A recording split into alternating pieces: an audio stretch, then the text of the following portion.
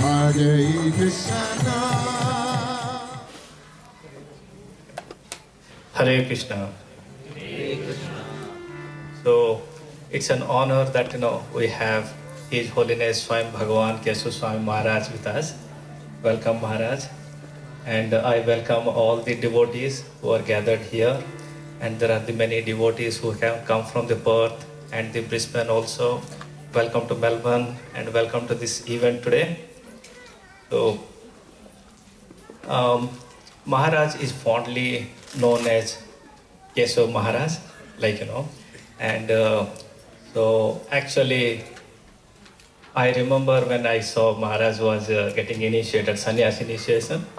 So Kadam Karan Maharaj said that yes, he can be addressed as Keshava Maharaj as well.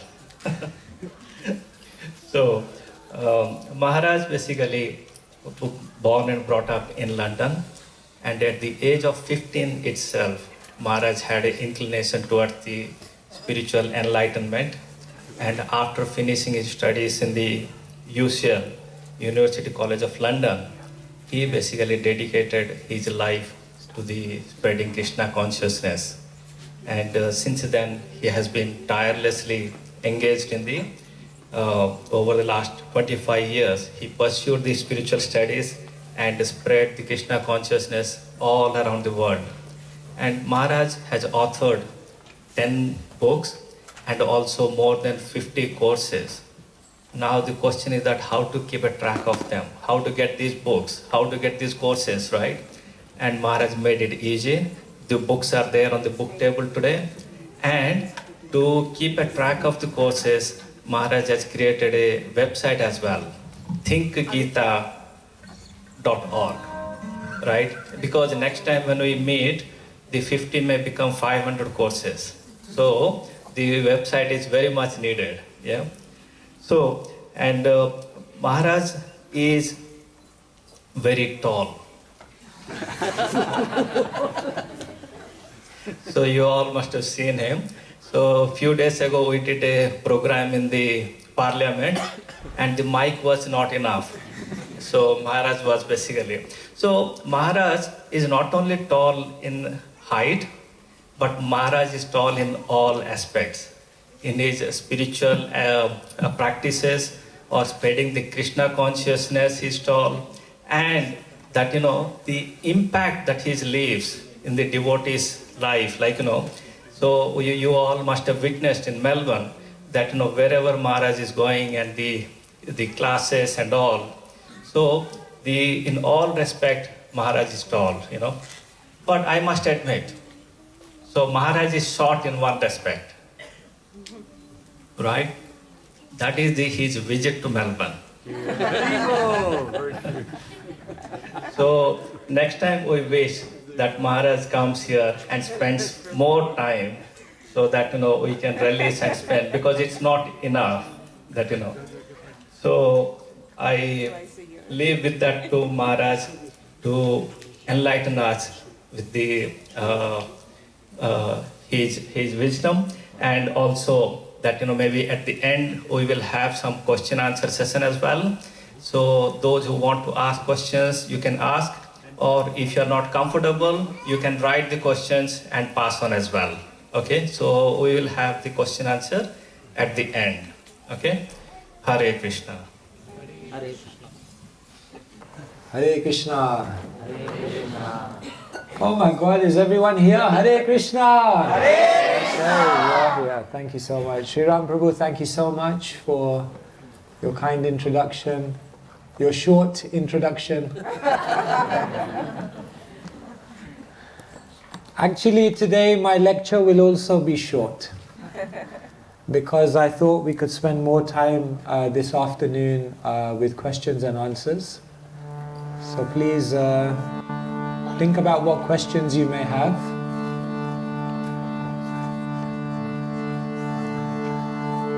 Spiritual questions. One time I asked for questions and someone said, Swamiji, do you believe in love marriages or arranged marriages? I thought, oh my God, I don't know what I've let myself in for.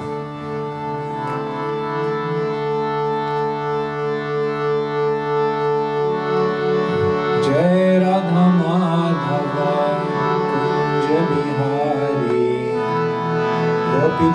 Vallabha Giri Varadhari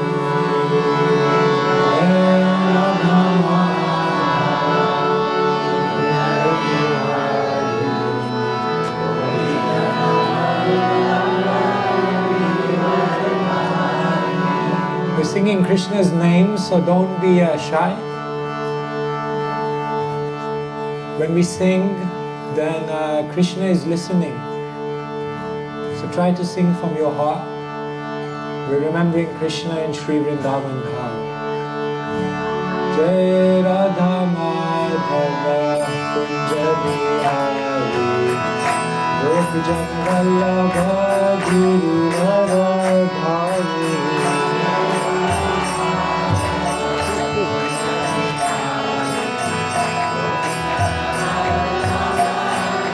Yes, very nice. Jai Radha Madhava Kunja Bihari Gopi Jana Vallabha Giri Varadhari.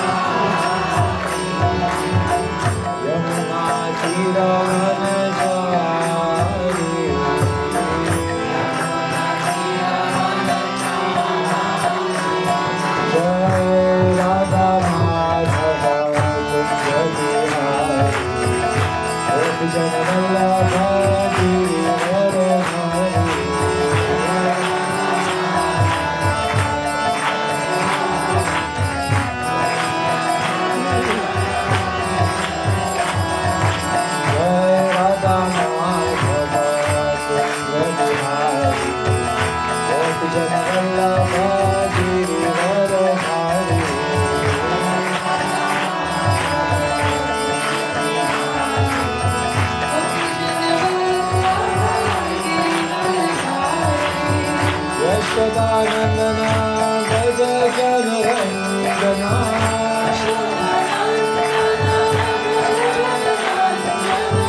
Yashodanandana Braja Janarandana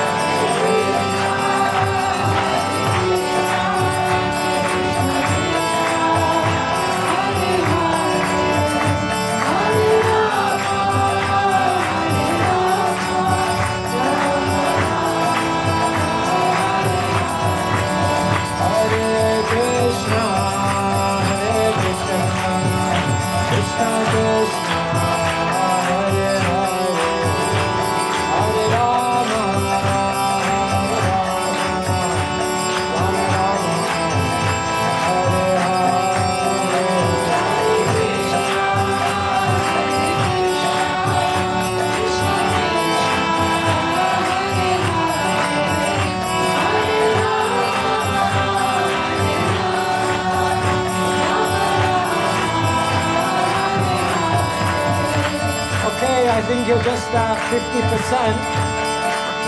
You can sing much louder, I think. Can you? Can you sing louder? Can you sing louder? Hey.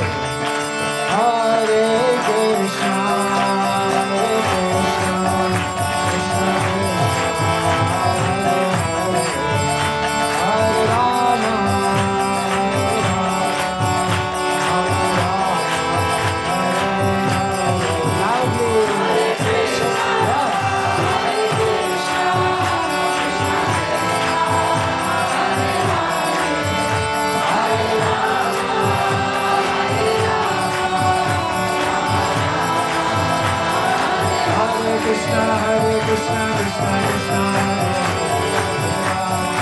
Rama, Hare Rama, loudly. Yes. Krishna, Hare Krishna, Krishna Krishna, Hare Hare, Krishna, Hare Krishna, Krishna Krishna, Hare Krishna, Hare Krishna, Krishna Krishna, Hare Ram, Hare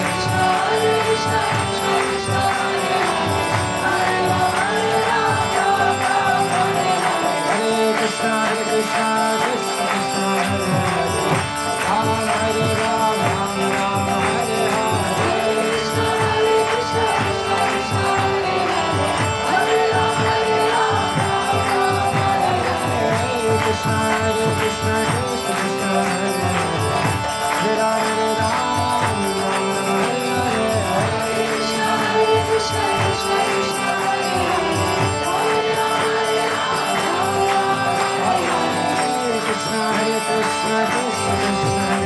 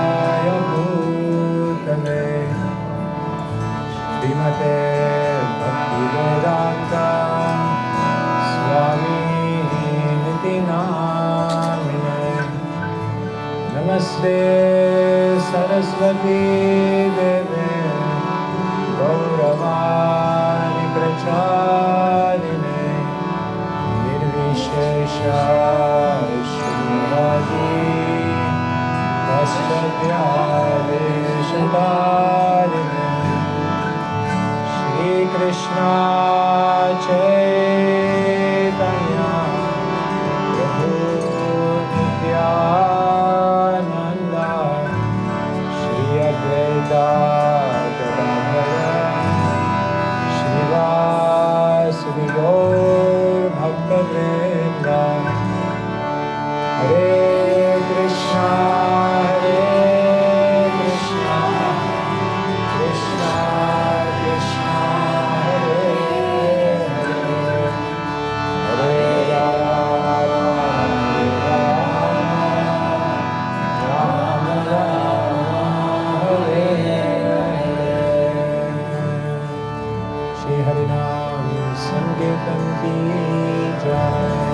Thank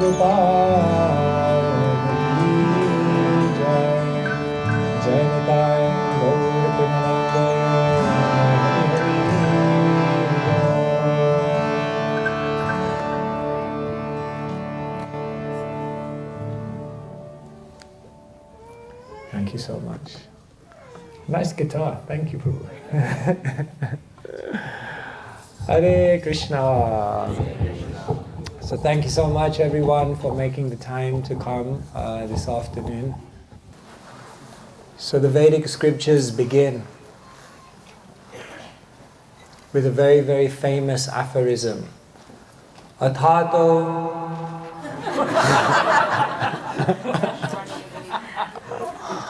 Hare Krishna. Is okay? It's the Akashvani style. It's okay, no? Can you hear me okay? Yes. So the Vedic scriptures begin with the aphorism Athato Brahma Jigyasa. Now you have the human form of life. Inquire. Ask questions. We have human intelligence. We have the opportunity to question life. Who am I? Where am I? Why do I even exist in the first place? Some people, they say, no, don't become so preoccupied with these questions. Ask questions later. First, get on with life. Degree, nokri, chokri. You know better than me.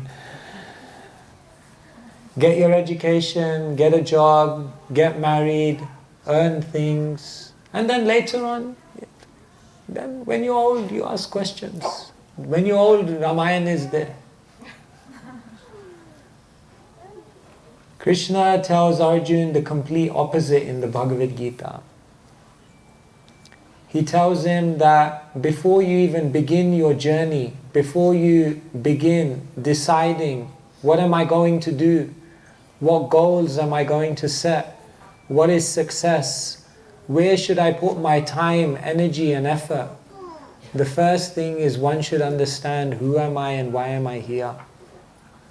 You don't get into a car, start driving for 2 hours and then ask the person next to you, by the way, where are we going? No, that makes no sense at all. Therefore, religion is not the thing you do in retirement. Spirituality is not the thing you do once you've achieved everything in the world.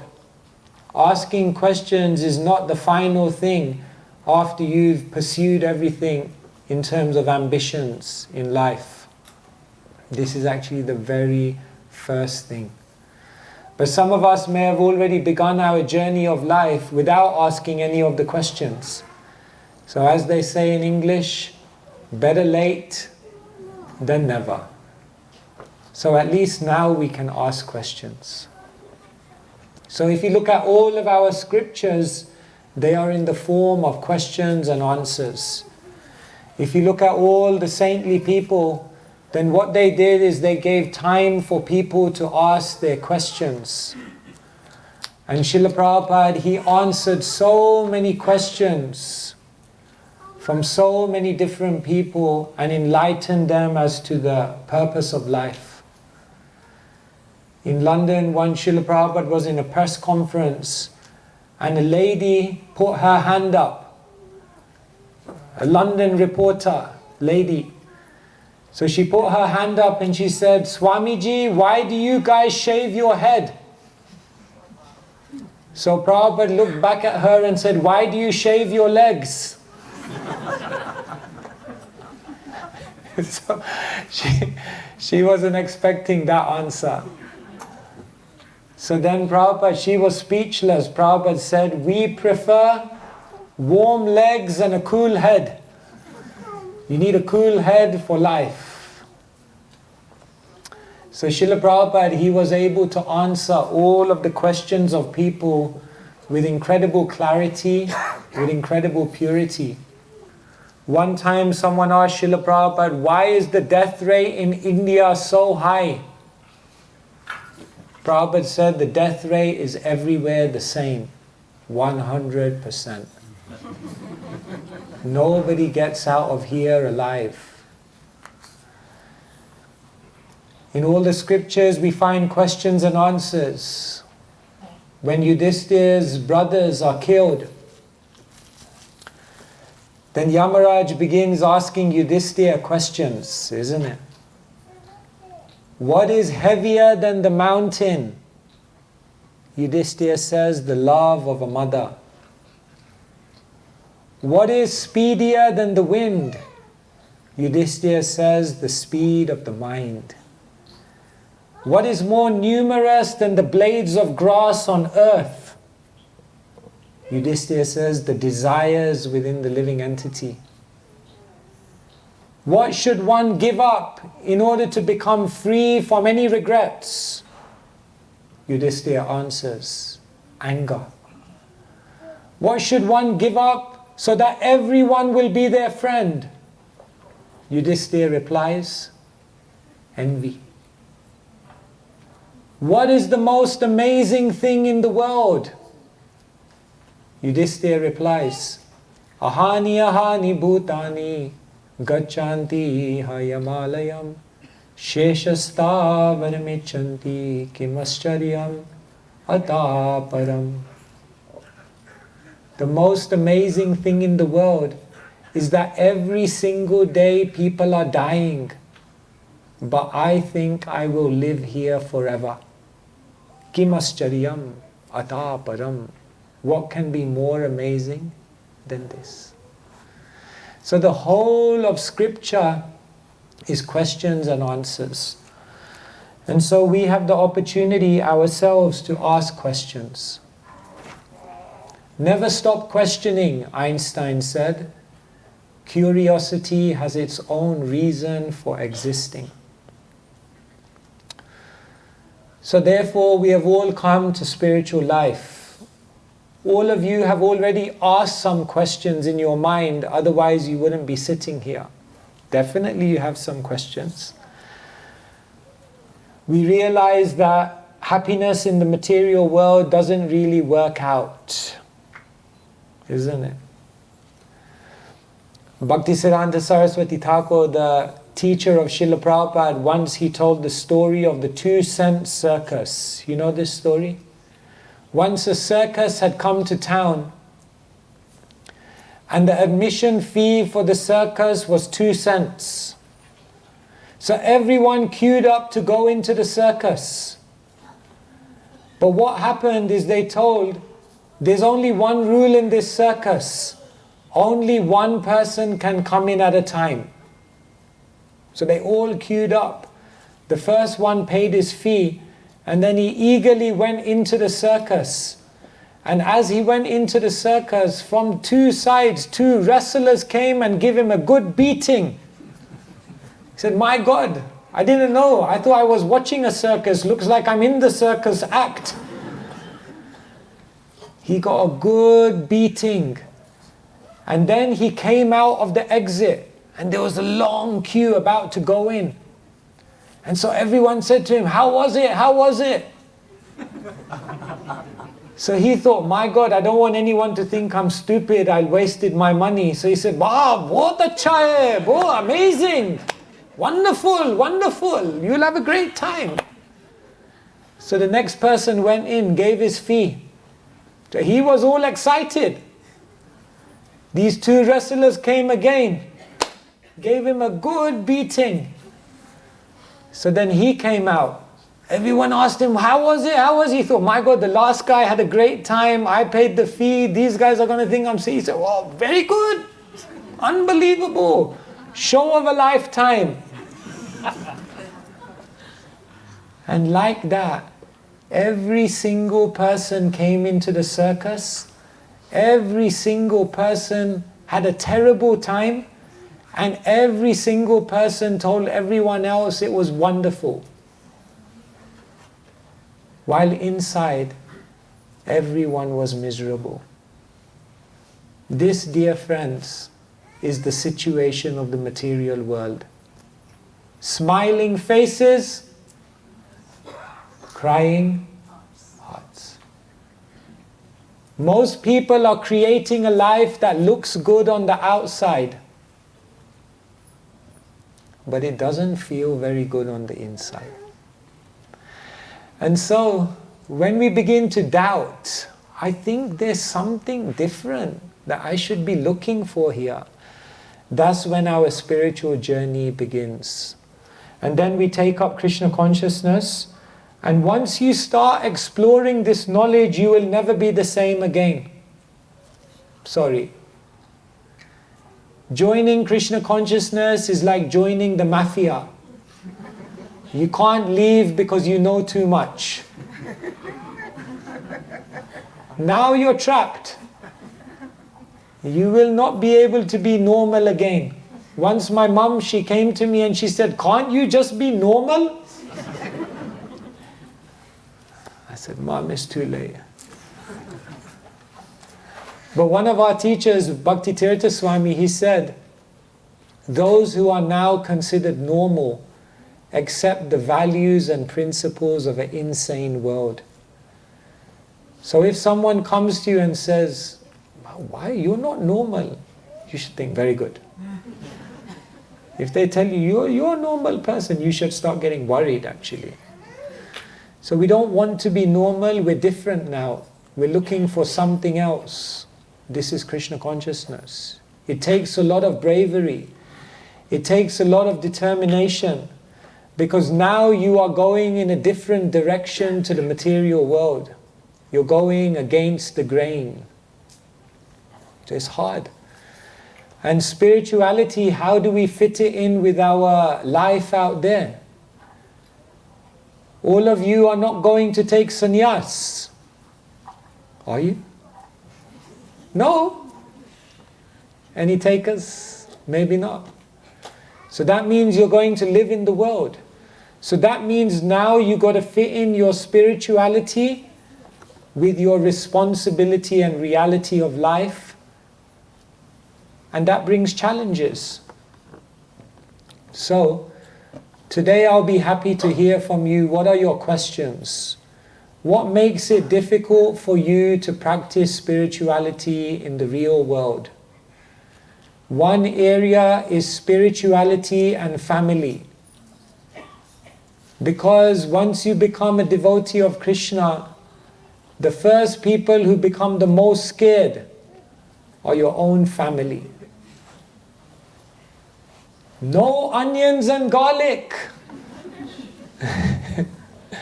No tea. Immediately the alarm bells start going off with your family. So maybe some of you are experiencing some difficulties. How do I practice Krishna consciousness and keep my family life stable? Keep my family members happy? How can I please them but at the same time follow my aspirations? Sometimes this becomes some area of attention. Spirituality and family. Another part is spirituality and society. How do you live in this society?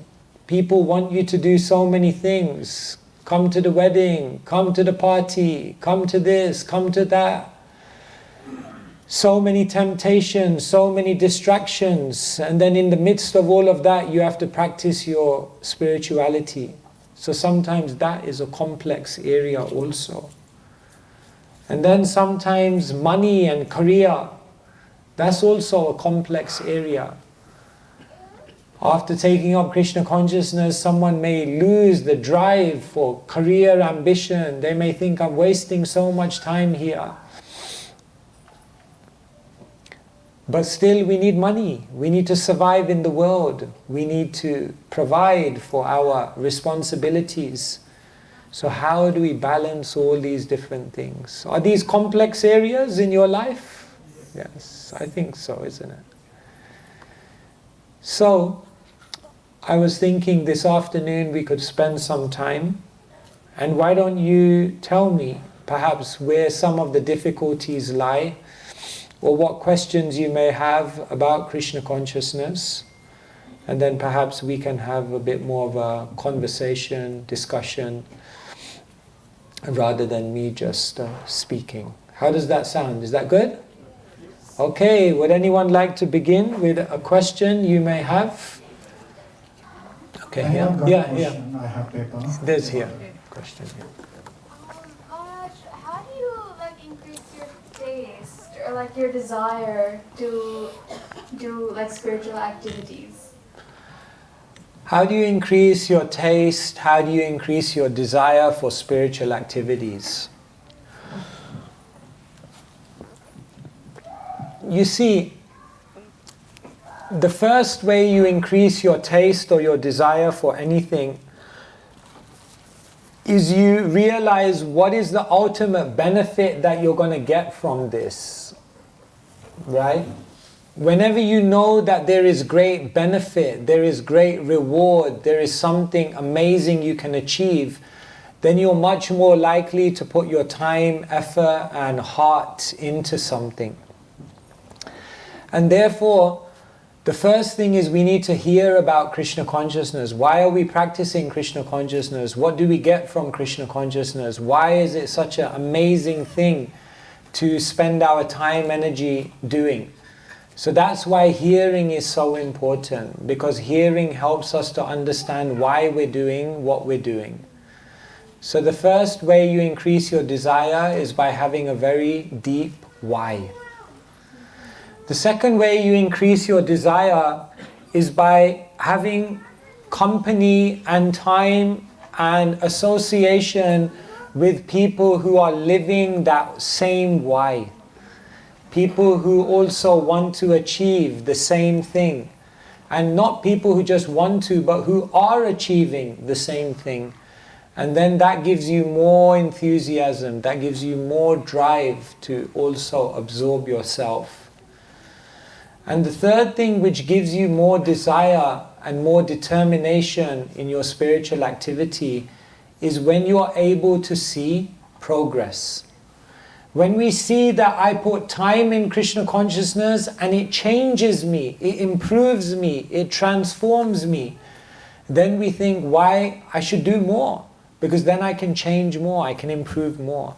So therefore we should set ourselves goals in spiritual life, small, and by meeting them one by one, what can happen is that we get more enthusiasm to carry on.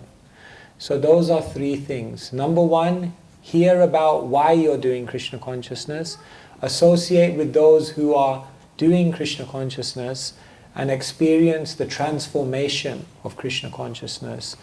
And then once you do that, naturally your desire will increase to want to do more and more. Is that okay?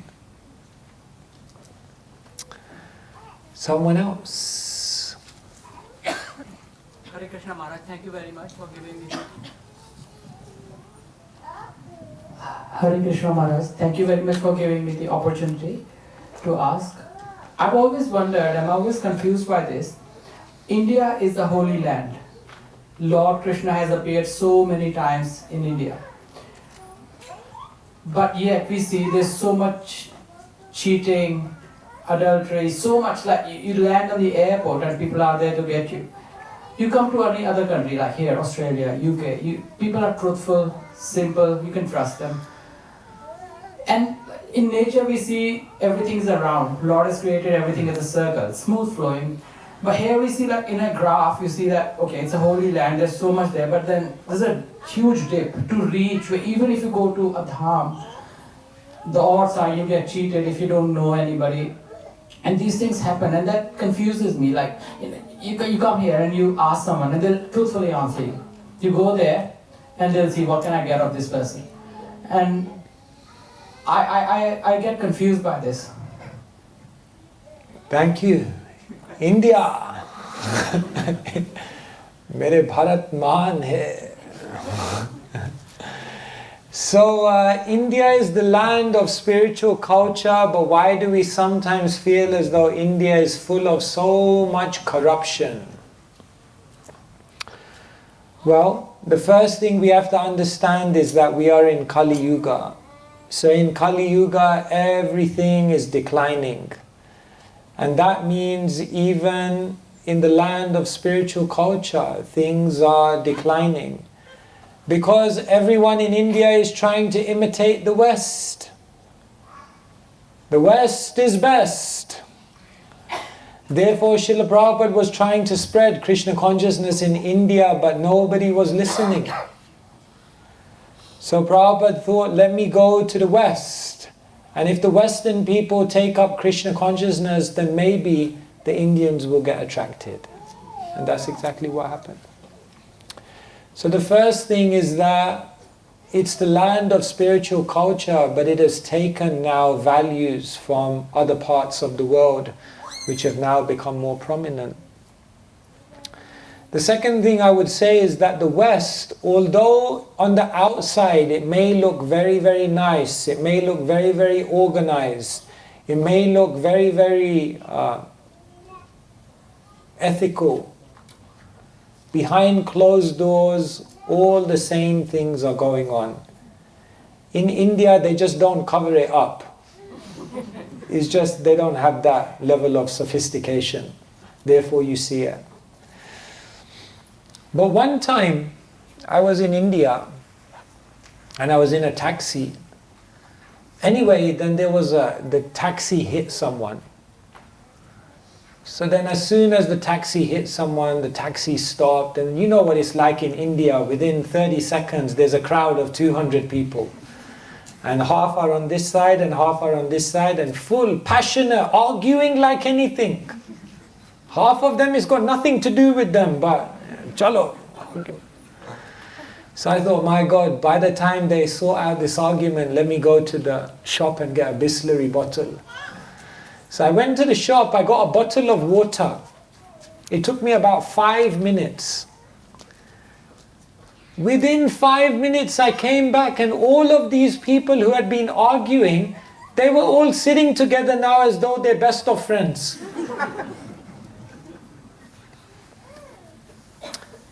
And my realization was that India is chaos on the outside, but inside people have some peace. And the West seems to be peaceful on the outside, but inside people have chaos.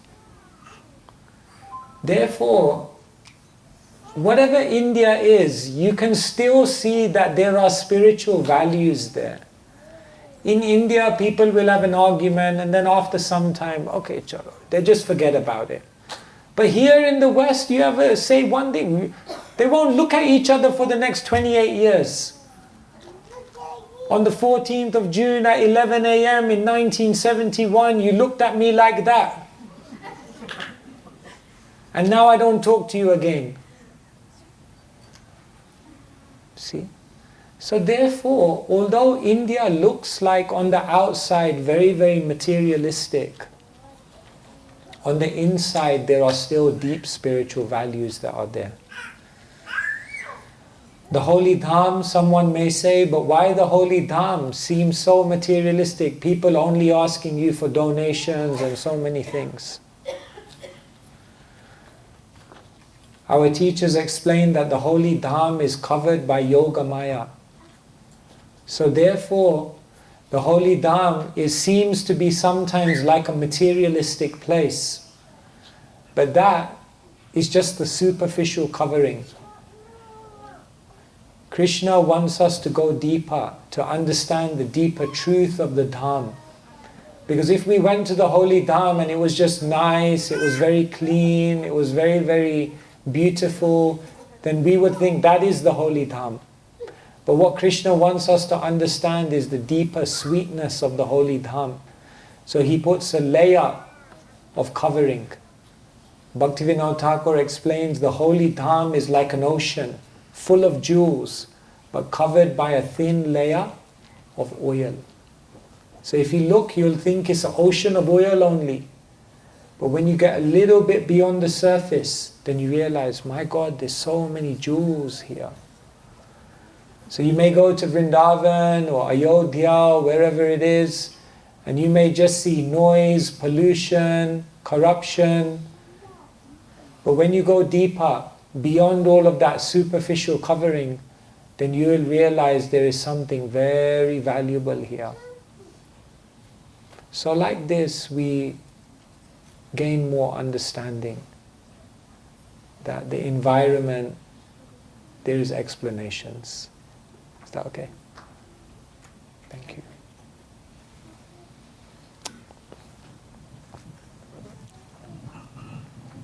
Hi Krishna Maharaj. Thank you for your classes. My question is about my sadhana. Someday I'm going to temple for 2 hours to do my chanting, and that time I see new person walking in, and I only have 2 hours for my sadhana, and that time I want to please them, and I go and praise them, and I don't have, and then I end half an hour, and the next person comes, I end half an hour, and then I only left half an hour to do chant. So and then I need to go to work, and then I don't have time to chant. So how do I need to priority? Like should I chant ignoring that person somebody is walking, or should I preach? How should I balance my? Thank you so much. Generally, we have different times of our day for different things. So the 2 hours that you have in the morning are so that you can connect to Krishna. If you connect to Krishna very, very deeply, then in all other parts of your life you can actually have the maximum impact. So therefore we have to always prioritize our chanting. But then sometimes in emergency situations, when we're chanting, what are we praying to Krishna for? We're praying for service. So imagine you're looking at Krishna for 2 hours saying, please engage me in service, please engage me in service, please engage me in service. And then someone comes and says, can you do some service? No, I'm praying for service. No, but can you do some service? No, I'm praying for service. So therefore, we have to understand that sometimes in an emergency situation a service may come. So then once in a while, yes, we may sacrifice for the higher cause. But it can't become every day like that. Because then if you don't connect to Krishna, how you will be able to help anyone? You need your spiritual nourishment. So that's the second point. That yes, sometimes in emergency you may do, but it shouldn't become regular. And then the third thing is, we always go to extremes. Either I will not say anything to them when they come and just focus on my chanting, or I'll sit down with them for 1 hour and give them a Bhagavatam class. But maybe you can just say hello, say some nice words, and then sit down and say, why don't we chant together? Give it a go. And that way you can take care of them, spend 5 minutes with them, and still get most of your chanting done. So we don't need to go to extremes, just balance. Is that okay? Yes, Hare Krishna. Maharaj, yesterday we learned about curiosity and free will, that in our free will we had the curiosity of having material life and material desires. When I asked you yesterday, how did I end up here in this world? So you said, because in our free will we had this curiosity of coming to this life. Maharaj, I have this self-dilemma. It's regarding career I'm asking you today.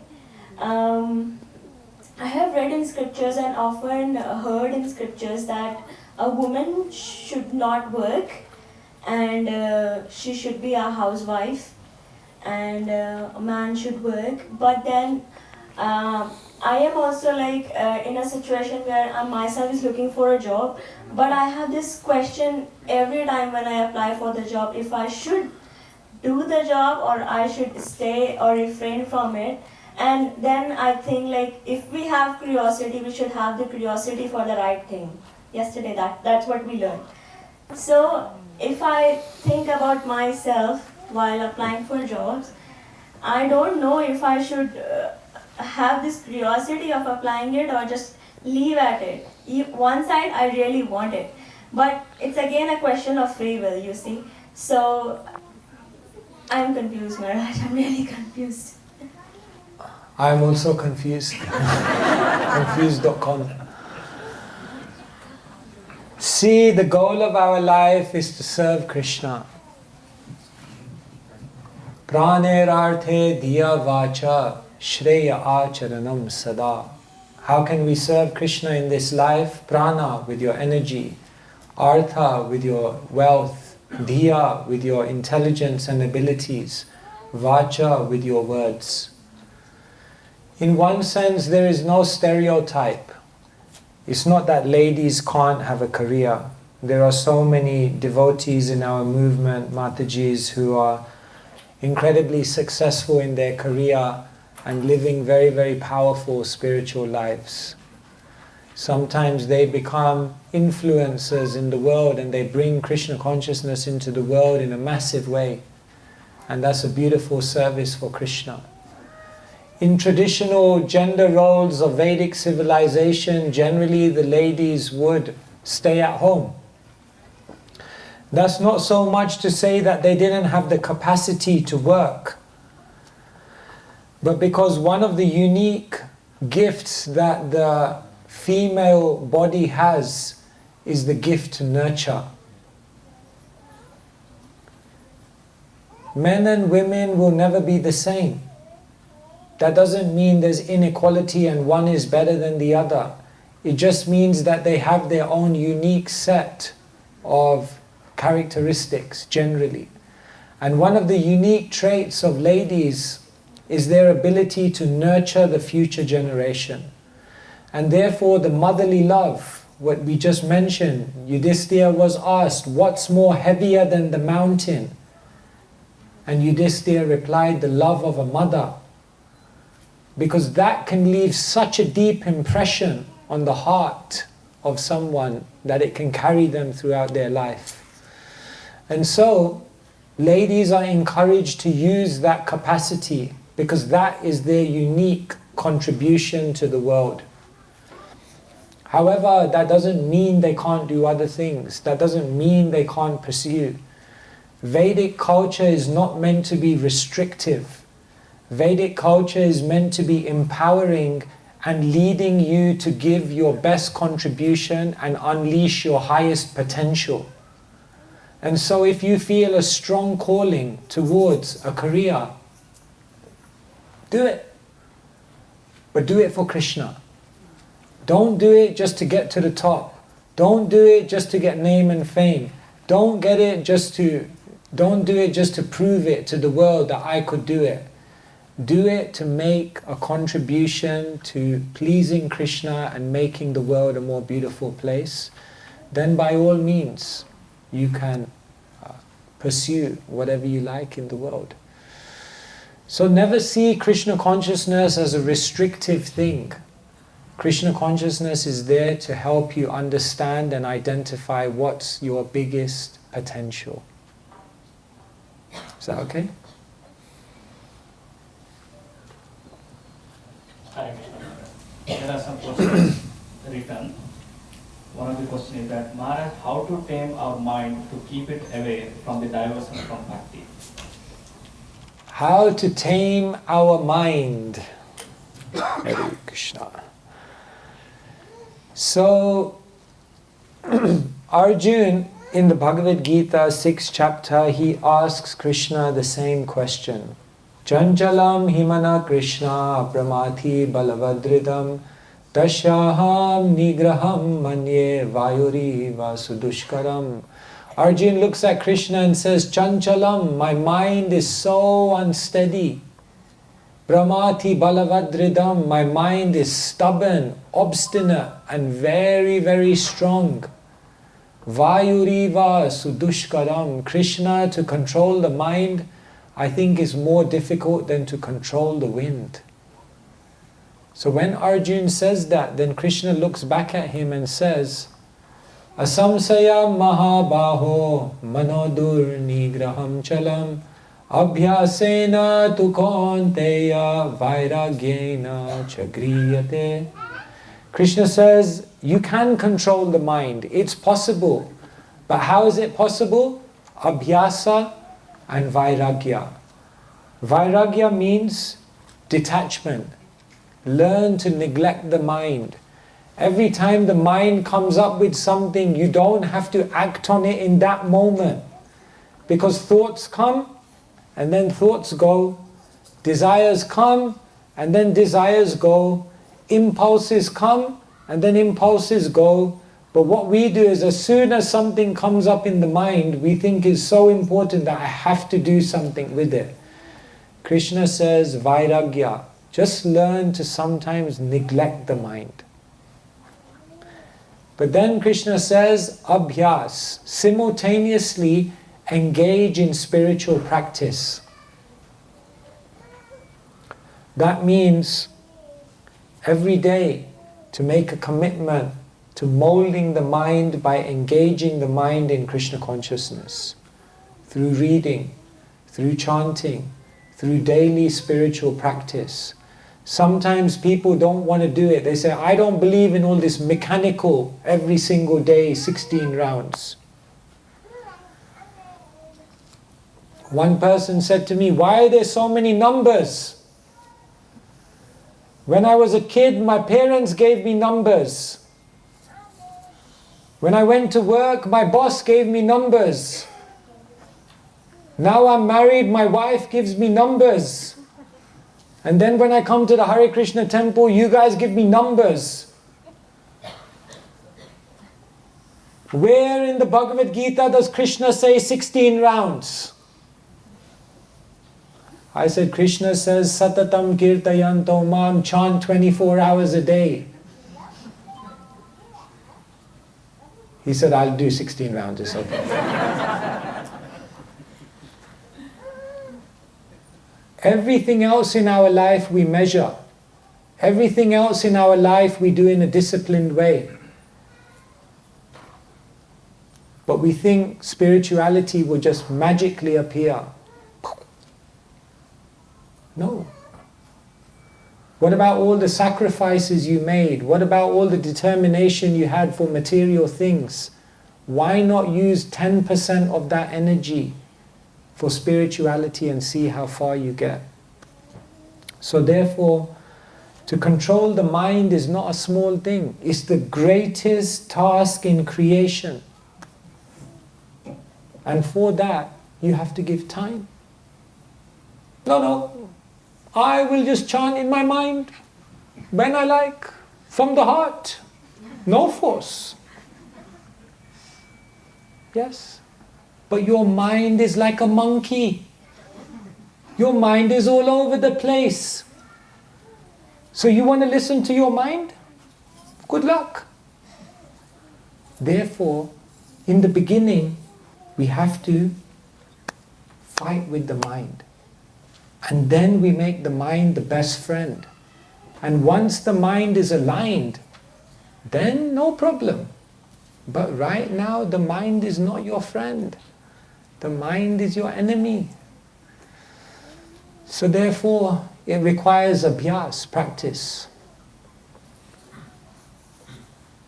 So you can be in Krishna consciousness for years and not make any significant progress at all if you don't take up a discipline. Up to you.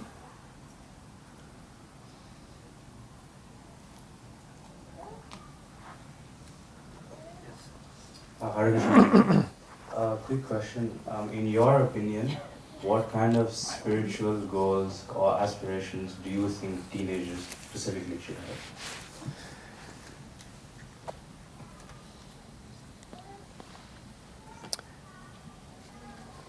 We earn a living by what we get, but we earn a life by what we give. All of you who are teenagers, you have the ability to make decisions now in your life very, very consciously. What career will you do? Where will you live? Who will you eventually get married to? All those difficult decisions.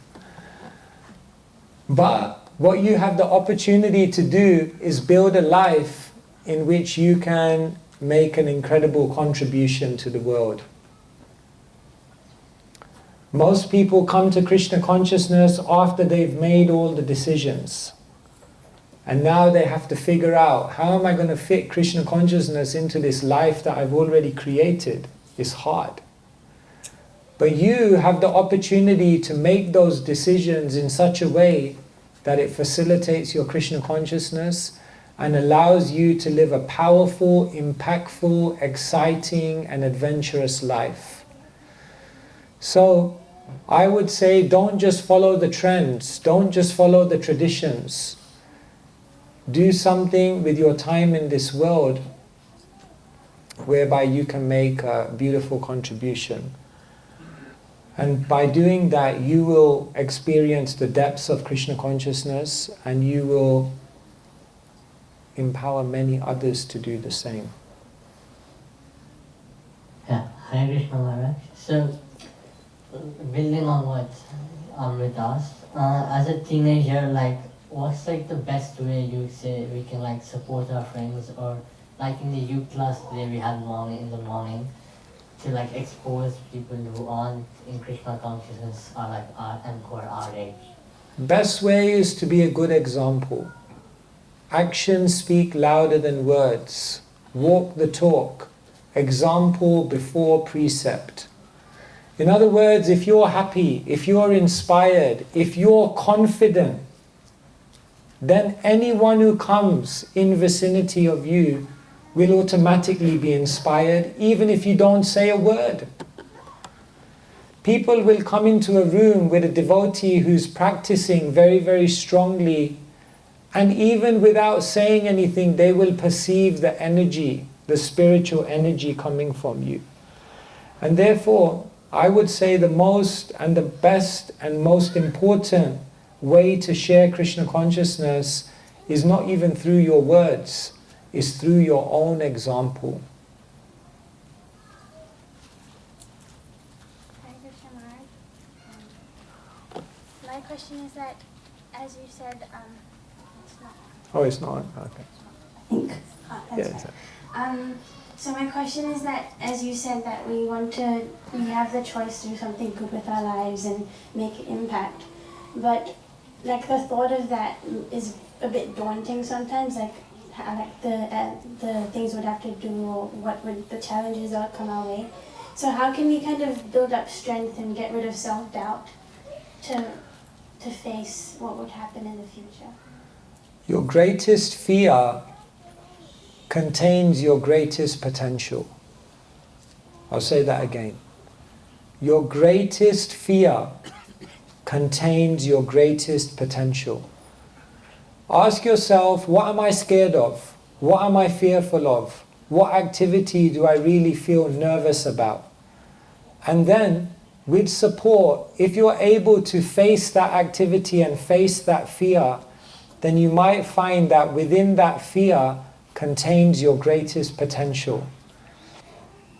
What we do in the world today now is we just try to live a comfortable life. We just try to live a convenient life.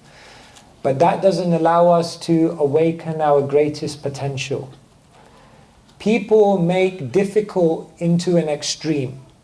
If I say easy is on one side, then what's the opposite of easy? Difficult? No. The opposite of easy is impossible. And difficult is the middle ground.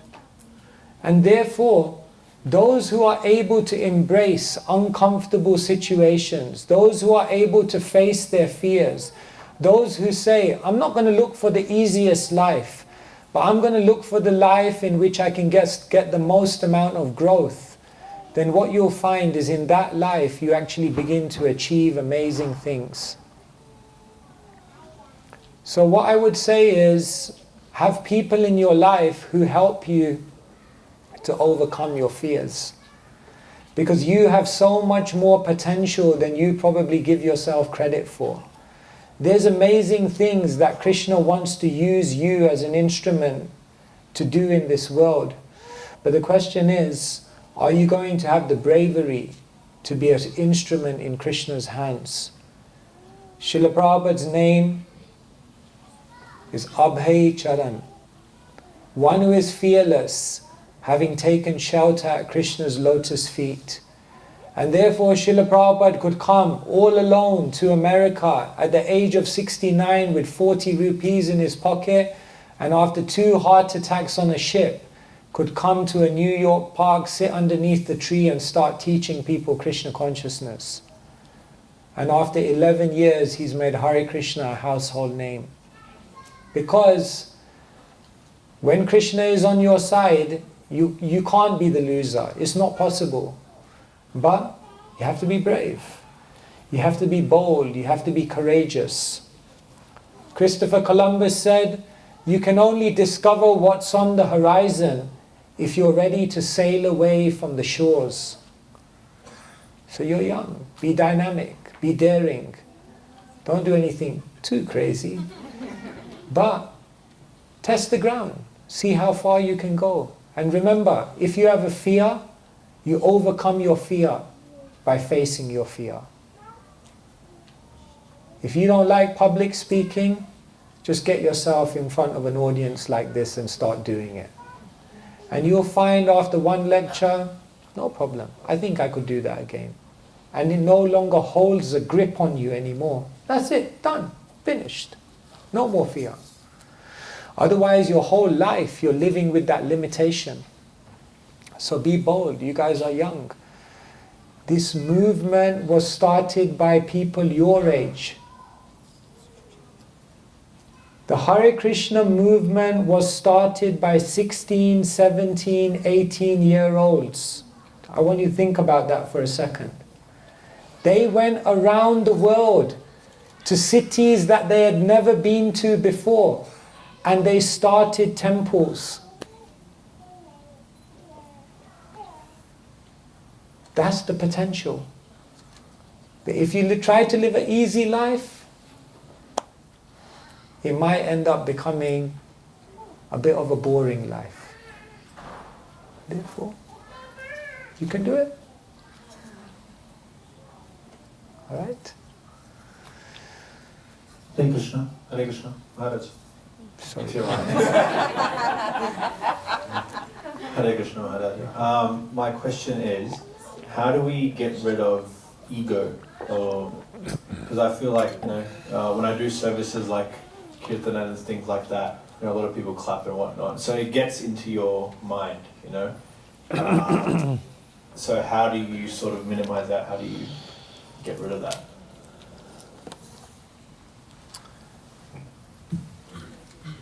We are simply instruments. None of the abilities which we possess are ours. They're just gifts from Krishna. And therefore, like I was explaining this morning in the Bhagavatam class, that when we're glorified, then we don't take that personally for ourselves. We realize it's the mercy of Krishna that He gave me this opportunity to serve. It's the mercy of the devotees who encouraged me and gave me the confidence to do it. Their glorification and claps are a reflection of their own good character that they're trying to encourage and enthuse me. And in that way, when we take glorification in that way, then the glorification means we become not more proud, but actually we become even more humble. And so, yes, who are we? In any moment, all our abilities can be taken away. So we don't take ourselves too seriously. When I was born, my parents gave me the name Sandeep. Then I joined the temple, and then they called me Bhakta Sandeep. And then I took initiation, and my name was Sutapadas. And nowadays I go around the world and people call me a Swami. But what's behind all of those names? Just a soul. Just a soul trying to find Krishna. Nothing that impressive, nothing that amazing. But we have an opportunity to serve. And whatever gifts we've been given by Krishna, we use them without ego. And when we're glorified, we remember I'm just a caretaker for some time of this. All credit, all glories to Krishna. Hare Krishna. Hare Krishna Maharaj. I have a question for yesterday's class regarding the 5 potents in devotional service. One of the thing you mentioned that staying in Mathura or Dwarka or Vrindavan. So sometimes we say that our temple is also down, and Vrindavan and Mathura also down. But people say that I'm in the temple, I don't need to go down. But other side, people say that, if you don't go to Dham regularly, you will become a Bhoot. Become a? Bhoot. Bhuta. Okay. That also we heard. And so Maharaj, but if you see in Śrīmad Bhāgavatam, Vidura, even Krishna is in Hastinapur, he left and he go to all the holy places. And Brahmaji and Uddhava also prays that, we want to take birth in Vrindavan Dham. So how do we understand that? Thank you. There is Vrindavan, Bhoma Vrindavan, 3 hours from Delhi that we go to. But then we say any place where Krishna is the center is Vrindavan.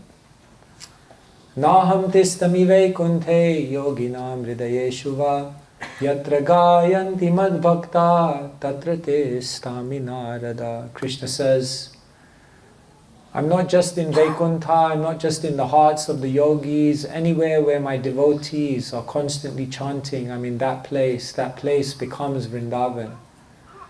So Melbourne Temple is Vrindavan, Sydney Temple is Vrindavan, and then there is Bhoma Vrindavan, the earthly Vrindavan in India. So do we need to go there? It's said that there's no difference between these 2 dhams, except one. The potency of the extended Vrindavans, like the Melbourne Vrindavan and the Sydney Vrindavan, the potency of that dham remains as long as there are sincere devotees there. The more sincere devotees there are in that community, the more the qualities of Vrindavan manifest. But the Shastra explains that Bhoma, if you go there, it doesn't matter who's there. The potency of Bhoma can never be reduced or diminished. And therefore, Bhoma Vrindavan is still special. Yes, everywhere is Vrindavan. But still, if you go to the actual place where Krishna was, that carries an extra special potency. And so yes, the other difference is there that the others are Vrindavan, but it depends on the elevation of our consciousness to perceive the quality of Braj. But in the earthly Vrindavan, the Bhoma Vrindavan, even if one doesn't have, they'll still be affected. So therefore, in one sense, they are non-different, but Bhoma is still having a very, very special quality. And therefore, we still make an effort to go to Vrindavan. Is that okay? Thank you. Hare Krishna Maharaji. I just have one question. How can I get a family member to support me in my Krishna conscious practices when they themselves don't support Krishna consciousness? Hari Hari.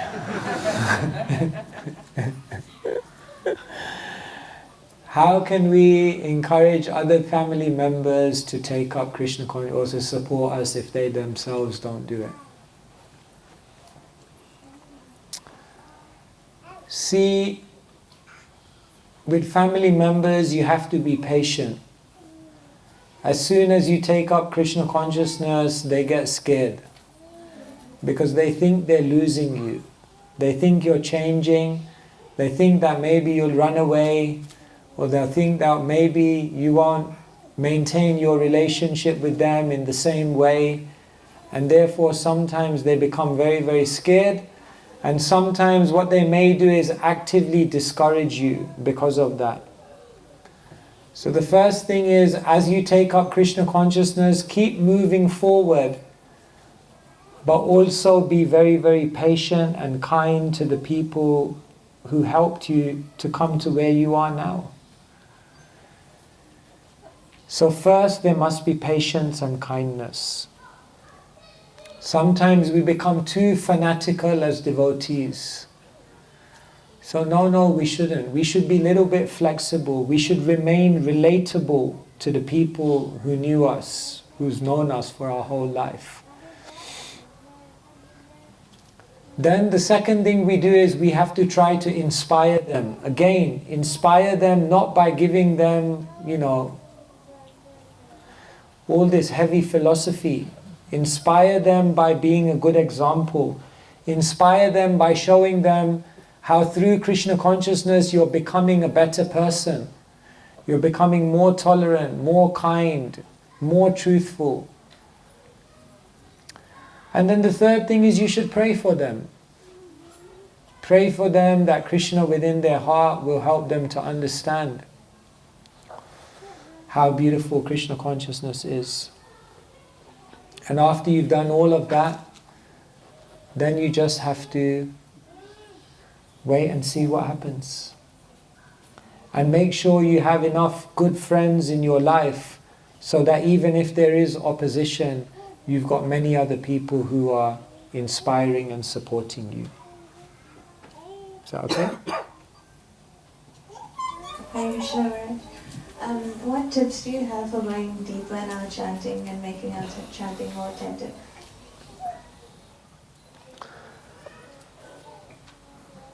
So first thing is prioritize your chanting. If you multitask your chanting and you do it while you're doing other things, or you just fit it in, or you're not constant, then you won't get very far. Prioritize it. When you wake up, the first thing you do is you connect with Krishna. When you wake up, the first thing you do is connect with your deepest identity, which is that I am an eternal servant of Krishna. So number one, prioritize. Number two, prayerful. Don't just do it mechanically. Do it with some emotion. Do it with your heart. Do it with an absorption of mind, understanding what you're actually doing.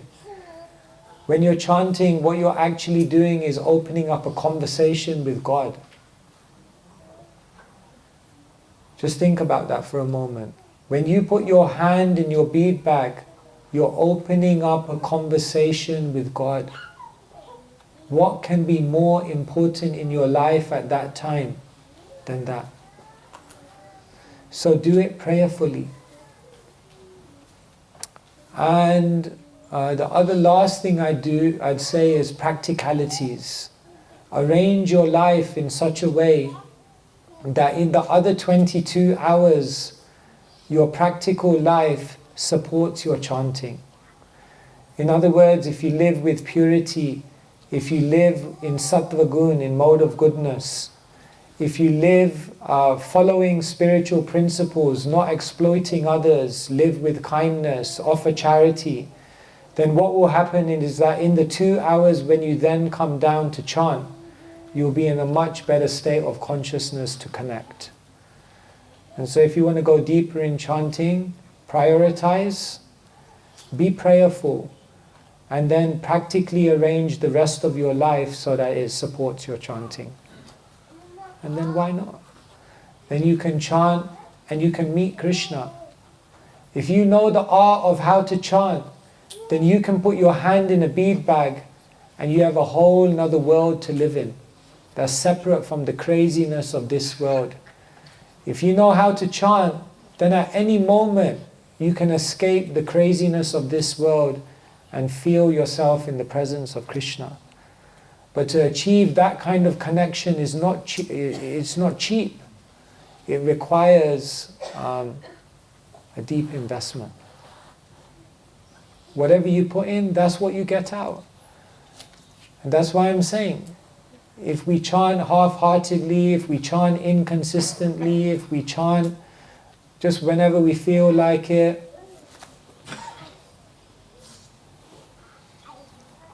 Bahu janma kari jadi shravana kirtan tabutan apaye Krishna pade prema dhan. You can chant for millions of lifetimes and not attain the real fruit of chanting, which is love for Krishna, because you have to do it with a certain seriousness. Alright? Hare Krishna Maharaj. Hare Thank Krishna. you for your wonderful class. Thank you. Maharaj. My question is how to balance family, our career, and at the same time spirituality. When we started, of course, our life started with the family and the career, and then spirituality was added in my life. So I, as a neophyte devotee, I find to struggle to find that balance in the life. And of course, I like to take more responsibilities spiritually as well and career-wise as well. And I don't want to leave any of these things, but of course, Time is limited. Time is limited. So I have to sometimes feel that I have to choose, but I'm not able to make that decision. And I struggle. So. Thank you. Try to live a life of integration. Your career is not separate from your spirituality. Your family is not separate from your spirituality. You need to spend time with your family. But what about if you could do spiritual things together? Then you spend time with your family and at the same time you make advancement in Krishna consciousness. What about if you could turn your work into worship? What about if your career could be used in service to Krishna? What about if the skills and the influence and the resources that you get from work in the world could be employed in devotional service? Then we might begin to see that our career is also part of our spirituality. So spirituality is not something that you do on a Saturday afternoon or a Sunday evening. Spirituality is the constant thread through every single facet of our life. We are the International Society for Krishna Consciousness, not the International Society for Krishna Activity.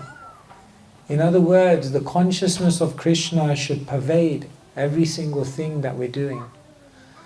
So that takes time, because right now our life is disintegrated, is disconnected. And now the next thing you have to try and do in your life is make it all connected. And then you will see Krishna everywhere, every day of the week. Because even when you're at work, that's also devotional service. Even if it takes time, Maharaji? Like Yeah. if it takes time. You have a career, you need to spend time learning about your career. Now someone may say, but then I'm not reading Bhagavad Gita, then I'm not chanting. But that's also part of your service to Krishna. When I was 17, I learned to drive. Now I didn't tell the driving instructor no, this is Maya, No, I learned driving. It took me time. But now I can do so much service through driving. So you learn things in the world. We went to school. We took an education, right? We learned to read. That wasn't Maya, because now we can read Bhagavad Gita. So don't separate any knowledge which ultimately then is used in service to Krishna becomes part of your spirituality. But know where to draw the line. If you become so absorbed in trying to do well in your career that it takes so much time that you have no time for any other study, then it might be a problem. So that balance only you can find. It's not us. If someone's riding a bike and you say just make adjustments left and right to stay balanced. And someone says, but how many times should I go left? And how many? No, that you have to feel. We can't tell you that. There's no formula. You have to ride the bike of your life. And you have to know when I'm going too much this way, I need to change. That sensitivity you must develop. And you will develop that. Just like you learn to ride a bike. And you know when you need to adjust the steering. Alright?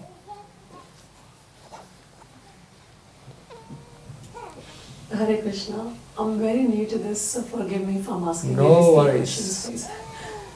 I just need to know Like you said, everything is connected. Like Krishna consciousness is there everywhere. I need to know how Krishna consciousness is different from the other deities like Shivji or Shaktism. Like how are they? I think maybe they are all one source. Is there a difference? What's your intake on this? Thank you so much. So Vedic theology is the most advanced theology in the world. Because Vedic theology is multi-level spirituality. In the other theologies of the world, they will tell you do this or go to hell. In Vedic theology, what will be given is many different types of worship. In many different scriptures, different deities and different types of worship are given. And all of them are part of an evolution towards pure love. So there's no question of saying this is right and this is wrong, because they're all part of the ladder. But the only question is, where on the ladder is each one? When we read the Vedas very closely, then we will see there are basically 5 categories of existence. There's Bhagavan, the Supreme Person. Then there's Avatar, the incarnations. Then there is Devata, the demigods. Then there is Jiva, the living entities. And then there is Maya, the material nature. The problem in the world today is that people mix these up. They worship Devata as Bhagavan, or they worship Jiva as Avatar. Confused. So therefore, yes, you can worship Devata. That is given in the scripture. Yes, you can worship Avatar. That is given in scripture. But all of it is ultimately held there to lead you to worshipping Bhagavan in pure love. And so, whatever type of worship you do within the Vedic teachings, it will lead to some progression. But that doesn't mean everything is the same. Therefore, you have to do the study. Of course, we could sit here and tell you, but then you may say, of course you're going to say Krishna is the highest because you guys are Hare Krishnas. No, it's the other way around. We've studied the Vedas. We've understood that there is worship of this God, worship of this deity. There's Shaktiism, there's Shaivites, there's Smartas, and then there's Vaishnavas. And all of these are bona fide paths. However, there is an evolution of understanding here. So yes, unity in diversity. The Vedic teachings don't tell you do this one thing or go to hell. What the Vedic teachers say is if you want this, worship this. If you want this, worship this. And if you want pure love, then chant Hare Krishna and connect with Krishna. Is that okay? Maharaj, I just wanted to ask about free will. I guess Krishna has given us free will. So how do we understand in circumstances or in situations when Krishna has given us free will in which he doesn't intervene, but sometimes we are struggling and we don't want, I'm not phrasing this question in the right way, but we don't want to use the free will, we want Krishna to be intervening. So I guess how do we understand free will? Because sometimes I guess it's like the example of a father and a child where Krishna is the father as well. He's given us that free will as well. But as devotees, how do we understand free will? So let me see if I understand your question. You're saying we've been endowed with free will, but sometimes there are situations when we feel like we just want Krishna to come in and tell us what to do. because we're confused how to use our free will. And as a loving Father, why would He also not help us in that way? Because we have limited intelligence, we don't know what to do.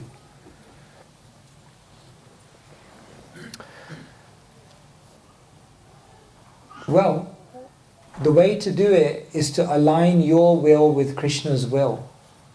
Krishna is ready to intervene and take over the steering wheel of your life, but He's not going to force Himself into that position.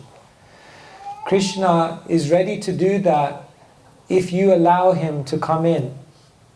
And the way you allow Him to come in is by saying, Krishna, I will align my will with your will. In the Christian tradition, they say, let thy will be done. So how do we align our will with Krishna's will? That's where the Vaishnavas come in. Because if we take guidance from the Vaishnavas, if we take guidance from those who are connected to Krishna, then they will help us to understand Krishna's will. And then in any given situation, when we're confused, if we take that guidance and that help, then we get the divine answer of where we're meant to be going and what we're meant to be doing. And so Krishna is ready. Krishna is ready to speak to each one of us. But the question is, do we want to hear? If you want to hear Krishna, it will become very, very apparent. Once a guru was walking with his disciple through Times Square, and you can imagine how noisy it was. And then the guru said, did you hear that? And the disciple said, what? He said, did you hear that pigeon screaming? So the disciple said, and then they looked around the bench and there was a tiny pigeon and it was screaming, but very, very faintly. So the disciple said, how in the midst of all of this noise did you hear that pigeon screaming? And the guru said, just watch. And out of his pocket he took a few coins and dropped them. Ding! 100 people stopped. Was that my money? Was that my money? He said, just see. They heard the sound of the coins in all the noise. The Guru said, you hear what your heart wants you to hear. If you have a heart of greed, then you'll hear the coins. If you have a heart of compassion, then you'll hear the pigeon screaming. And if you have a heart in which you say, I really want to know what Krishna wants me to do, then you will be guided. Because Krishna is ready to make His will known to each one of us. But the problem is we don't want to know. We want to do our own thing. We think we got a better idea than Krishna. So Krishna is like, okay, give it a go. See what happens.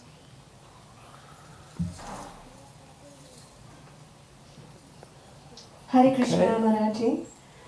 We understand to advance in spirituality we have to seek the association of devotees. Could you please provide some tips or recommendations on how to conduct ourselves with non-devotees? And that could be people at your workplace, your clients, university, or even your children's school grounds. Thank you, Maharaji.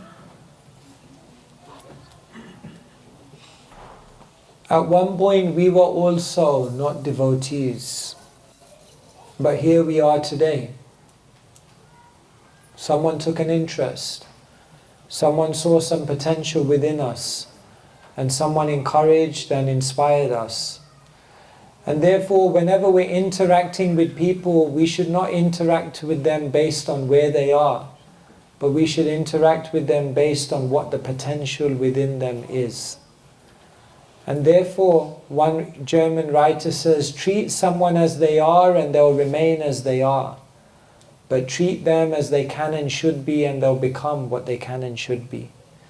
And so a Vaishnava is always an agent to bring out the best in others. And so yes, we don't judge, we don't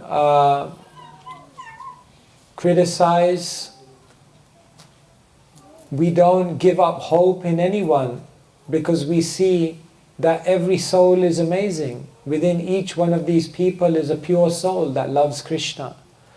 And therefore we try to interact with people in such a way as to inspire and encourage them in their spiritual journey. That's what we should do. Hare Krishna. There are a couple of questions written, so maybe this should be the last one. Otherwise, devotees are very inquisitive, we can keep going. So this question is, I wear tilak to work and have many people asking, what is it on my forehead? So what does it mean? I would like to give an answer that will intrigue them and may give me an opportunity to say something about Krishna, which may be helpful them. So how do we explain tilak to people? What is that bird dropping on your forehead?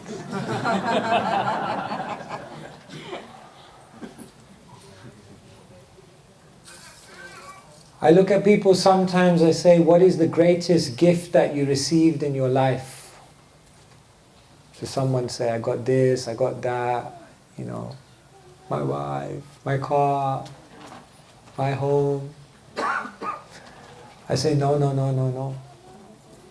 The greatest gift you received in your life was your own body. Because through this body, you can love. Through this body, you can serve. And through this body, you can touch other people's hearts. The body is the greatest gift that we've been given. And so this tilak, we put it on the body every single day to remind ourselves that I've been given this body. It's the greatest gift I have.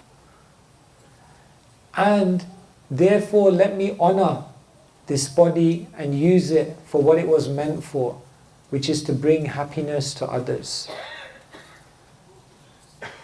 So like that. Keep it general, rather than getting into too many specifics. And just say, it's a marking which adorns the body as a temple of God and the greatest gift we have to bring happiness to others. So we put this marking on our body to remind ourselves that we should utilize this body properly. Hare Krishna Maharaj. My doubt is that why did Krishna choose India and not any other land?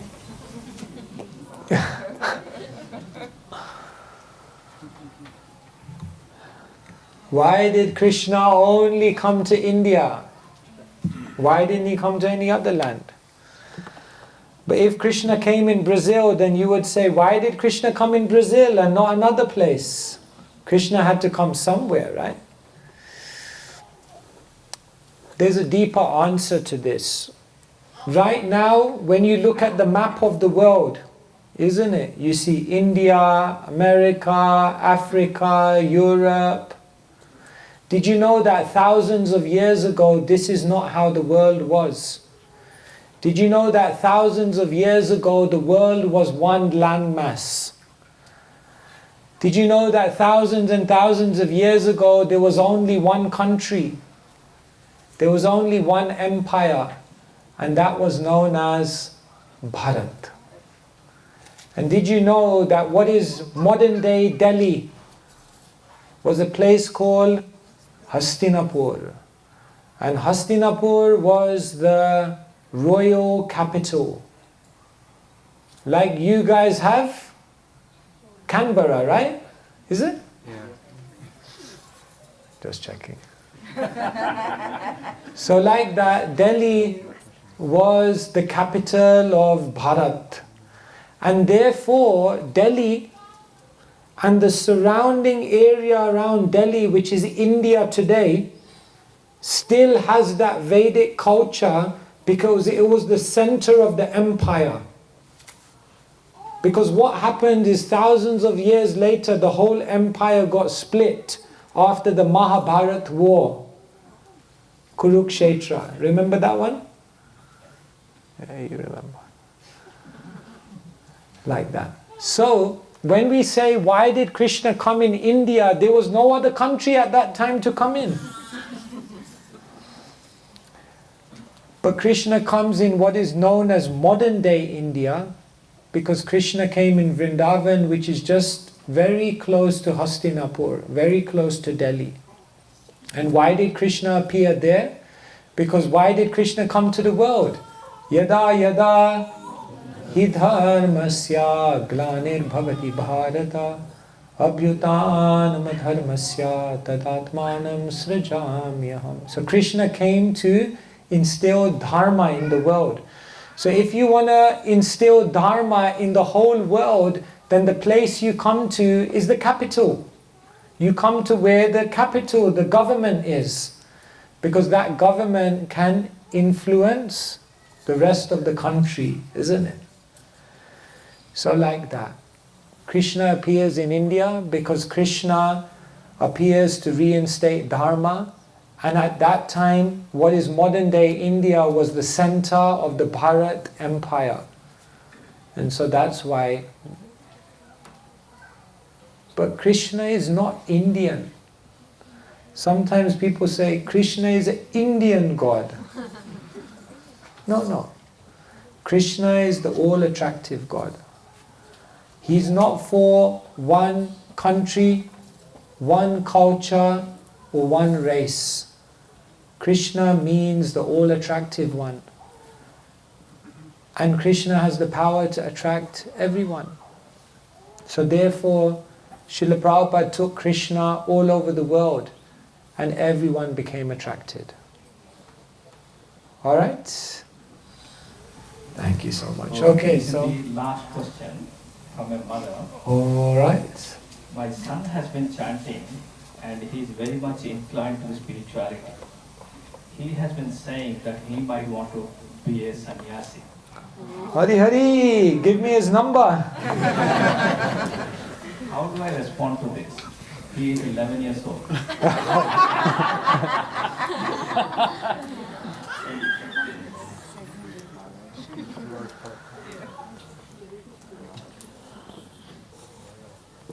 The goal of life is not to be a sannyasi. The goal of life is not to be a monk. The goal of life is to love Krishna.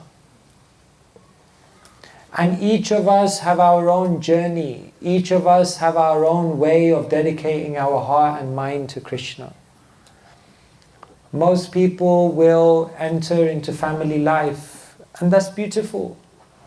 And some may enter into renounced life.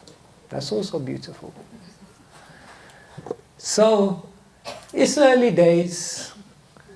Let him live out his life. Let him live out his teenage years. Let him finish his studies. And then if he has an inclination, let him do. I believe every young person should take 1 year to learn spiritual knowledge.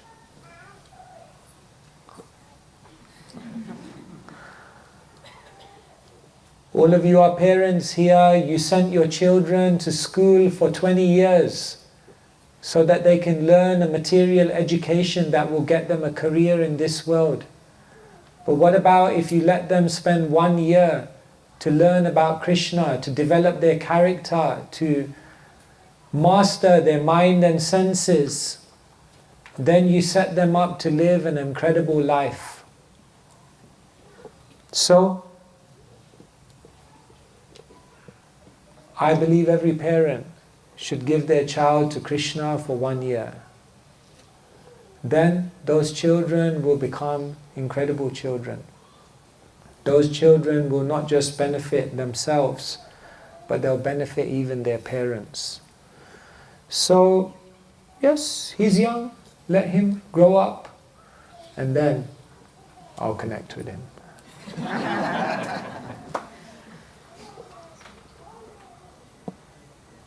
Alright, so thank you so much everyone. Really an honor to be with you.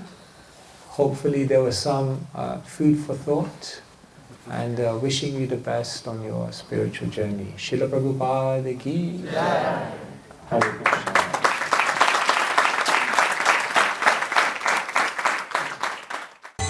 Hare Krishna, Hare Krishna, Krishna Krishna